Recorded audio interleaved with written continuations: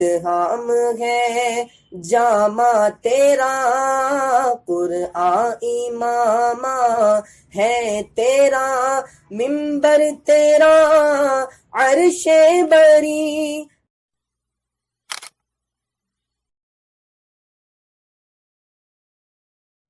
اعوذ باللہ من الشیطان الرجیم، بسم اللہ الرحمن الرحیم۔ مثلهم كمثل الذي استوقد نارا فلما أضاءت ما حوله ذهب الله بنورهم وتركهم في ظلمات لا يبصرون،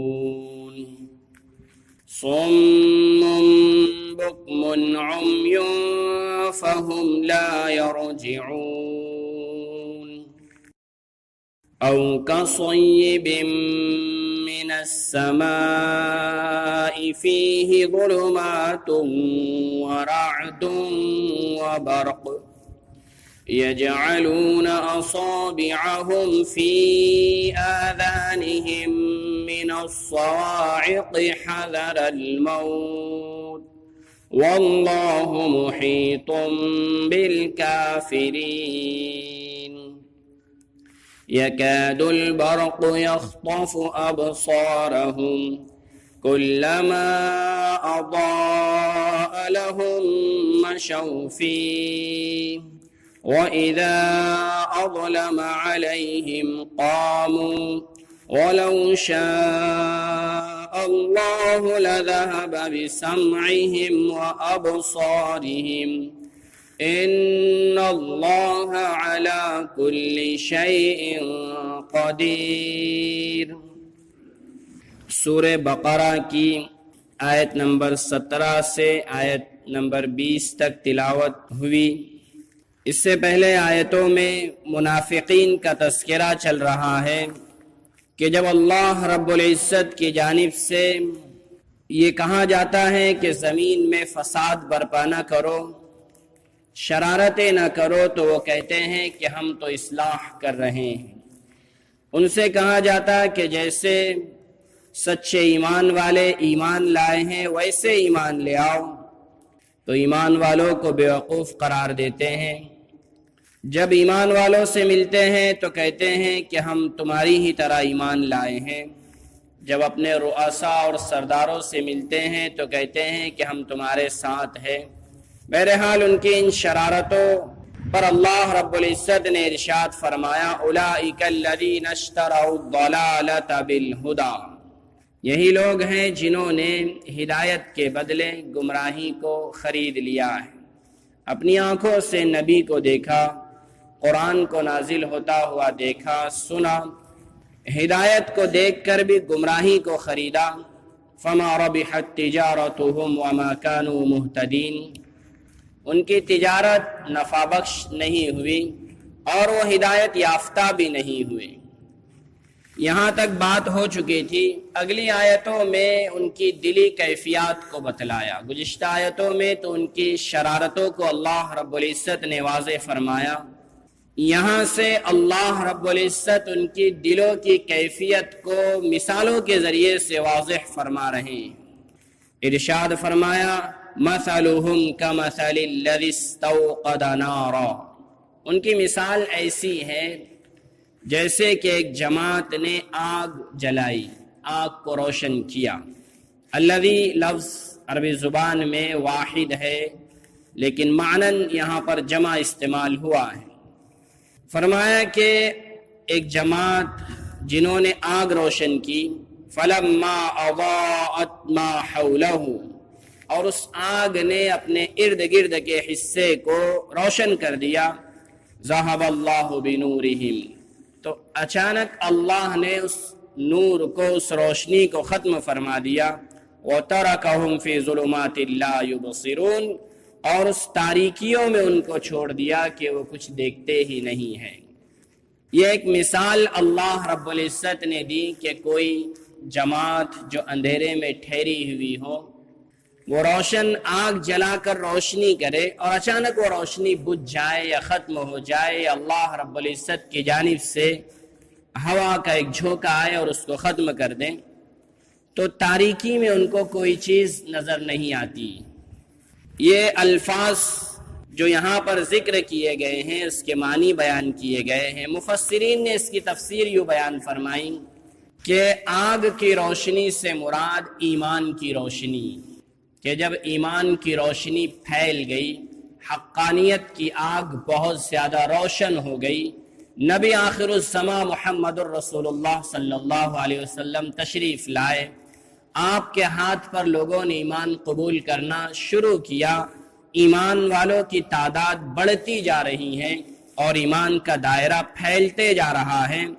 تو اس روشنی کو جب انہوں نے دیکھا اور وہ روشنی ایمان کی دور تک پھیلتے جا رہی ہیں، تو منافقین نے اپنی اندر کی بصیرت کو خود اپنی شرارتوں کی وجہ سے ختم کر دیا۔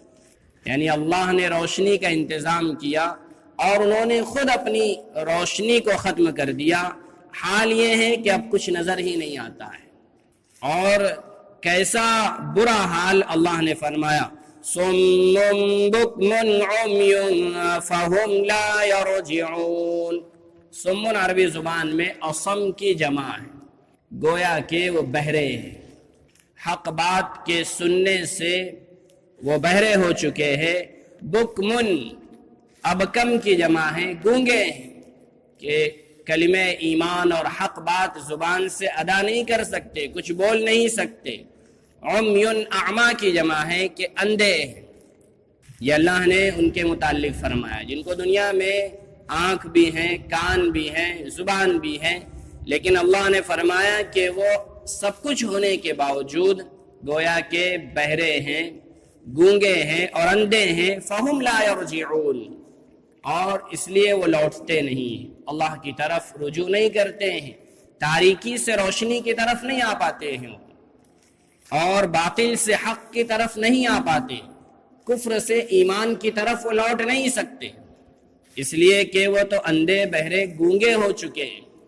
سورہ اعراف میں 179 آیت میں اللہ نے فرمایا وَلَقَدْ ذَرَأْنَا لِجَهَنَّمَ كَثِيرًا مِّنَ الْجِنِّ وَالْإِنسِ، اللہ نے بہت سے انسان اور جنات کو جہنم کے لیے پیدا فرمایا۔ لَهُمْ قُلُوبٌ لَا يَفْقَهُونَ بِهَا، اللہ نے دل تو دیے ہیں لیکن سوچنے اور سمجھنے کی طاقت اور صلاحیت ان کے اندر نہیں ہے۔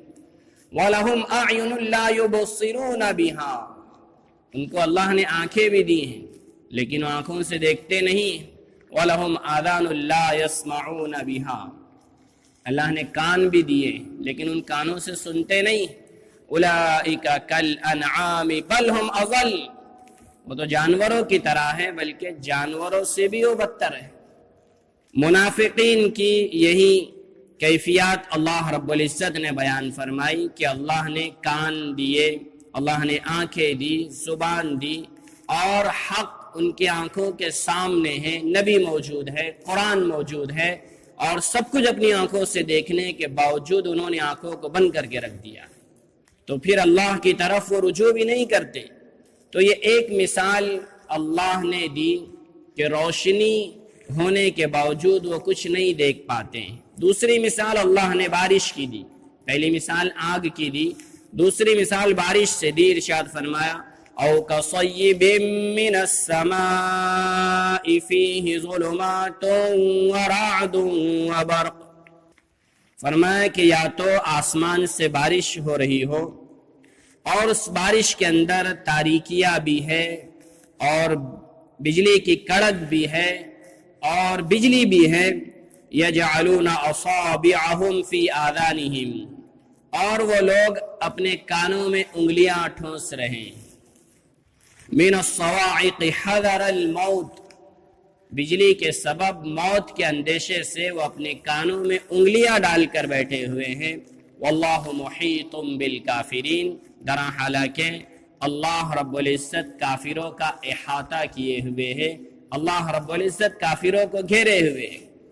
یہ ایک بارش کی مثال سے اللہ نے سمجھایا کہ بارش نازل ہو رہی ہے جس کے سبب اندھیرا ہو گیا ہے، بجلیاں کڑک رہی ہیں، اور یہ لوگ اپنے کانوں میں انگلیاں ٹھوس رہے ہیں کہ کہیں موت نہ ہم کو آ جائے۔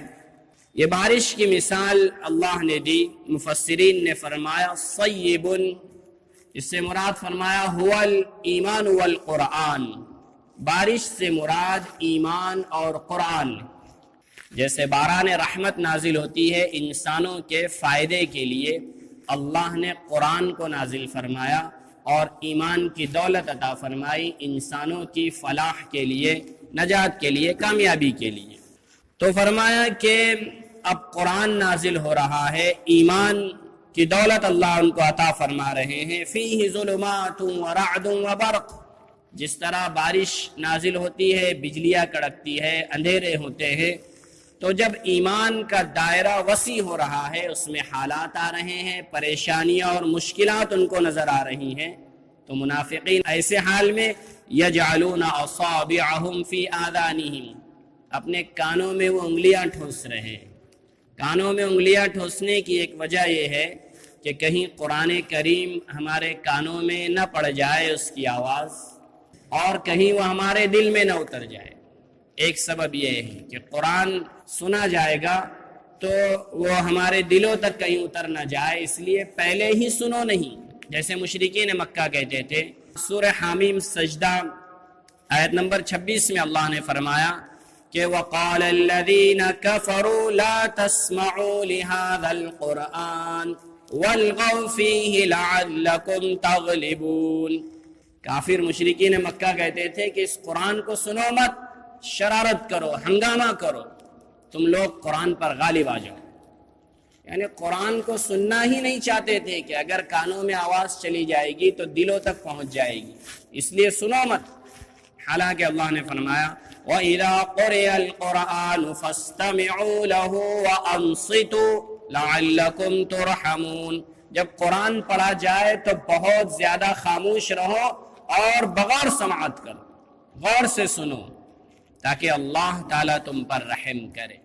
تو کافروں کا یہ حال تھا کہ وہ قرآن سننا ہی نہیں چاہتے، وہ سمجھتے تھے کہ جادوئی کلام ہے، محمد نعوذ باللہ ایک ساحر ہے، جادوگر ہے، اپنے کلام کے ذریعے سے وہ جادو کر دیتے ہیں، جو سن لیتا ہے وہ ان کا دیوانہ ہو جاتا ہے۔ تو وہ ترغیب دیتے تھے کہ قرآن مت سنو۔ مشرکین کا ہر دور میں یہ حال رہا۔ سورہ نوح میں حضرت نوح علیہ السلام کی دعوت کا تفصیلی تذکرہ کیا گیا، وہاں پر بھی یہی حال تھا ان کی قوم۔ نوح علیہ السلام نے فرمایا رب انی دعوت قومی لیلا ونہارا، اے میرے رب میں نے اپنی قوم کو رات میں بھی دعوت دی اور دن میں بھی دعوت دی، فلم یزدہم دعائی الا فرارا، اور میں نے جب بھی دعوت دی یہ لوگ بھاگتے رہے، صرف اعلانیہ بھی دعوت دی، خفیہ بھی دعوت دی، انفرادی بھی ملاقاتیں کی میں نے، اجتماعی بھی ان کو دعوت دی، یہ لوگ بھاگتے رہے۔ یہ میرے اور صرف یہ نہیں کیا بلکہ انہوں نے اپنے وَاسْتَغْشَوْا ثِيَابَهُمْ وَأَصَرُّوا وَاسْتَكْبَرُوا اسْتِكْبَارًا، انہوں نے اپنے کانوں میں انگلیاں اور کپڑے روئی ٹھوس لی اور تکبر سے کام لیا۔ پھر حضرت نوح علیہ السلام نے بدعا فرمائی رب لا تذر علی الارض من الکافرین الدیارا، فرمایا کہ الہ العالمین روئے زمین پر کافروں کا ایک چھوٹا مکان بھی باقی نہ رکھ، انکا ان تذرہم یضل عبادک، اگر یہ باقی رہیں گے تیرے دوسرے بندوں کو بھی گمراہ کر دیں گے، ولا یلدوا الا فاجرا کفارا، اور مجھے اتنا تجربہ ہو چکا ہے، ان کی نسلیں بدل چکی ہیں، اگر آئندہ نسلیں بھی جو آنے والی ہیں وہ بھی فاسق و فاجر اور کافر اور منکر ہی رہیں گے۔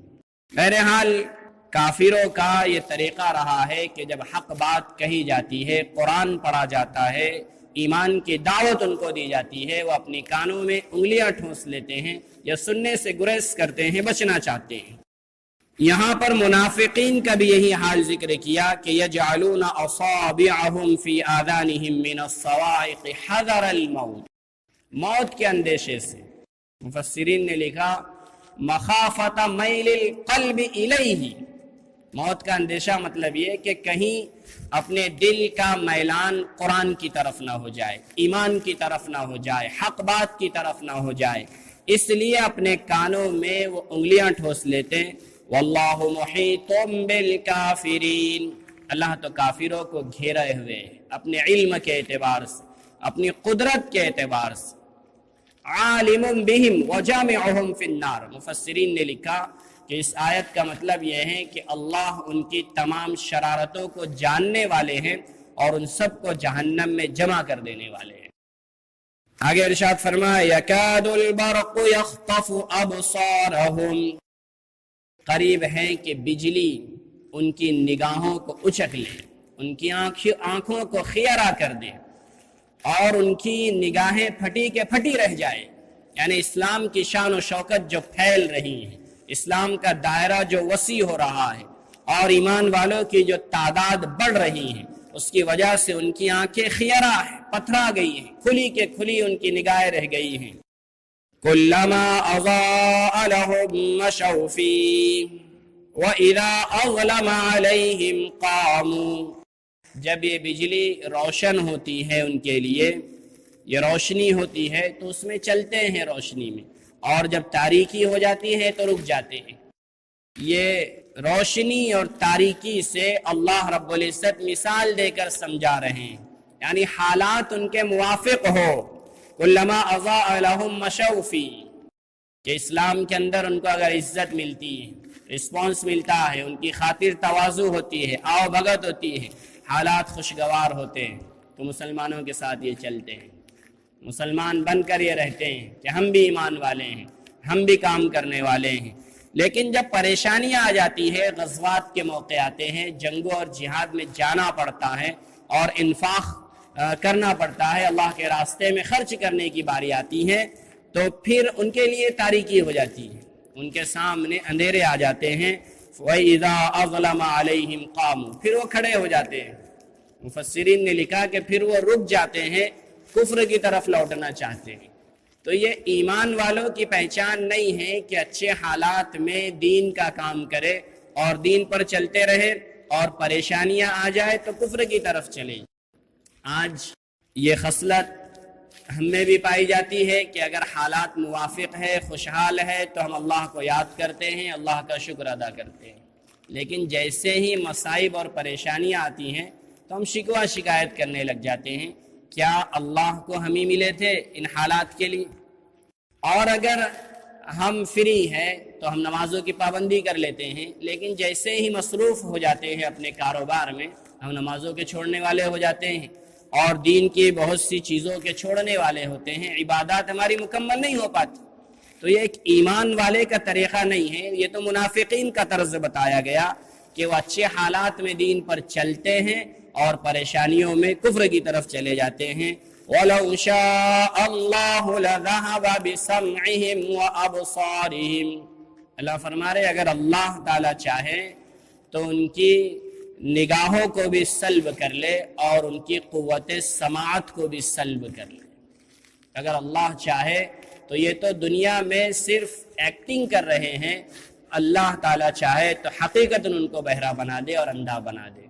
ان اللہ علی کل شیء قدیر، اور اللہ تعالیٰ تو ہر چیز پر قادر ہے۔ قدیر یہ مبالغے کا صیغہ ہے کہ اللہ کے لیے کوئی چیز مانے نہیں۔